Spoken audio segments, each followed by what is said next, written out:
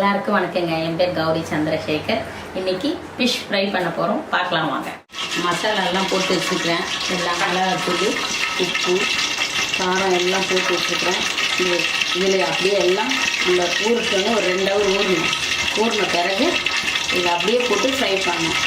நமக்கு தேவையான காரெல்லாம் பேப்பர் பொடி, மிளகாத்தூள், உப்பு, இந்த மசாலாங்க எல்லாம்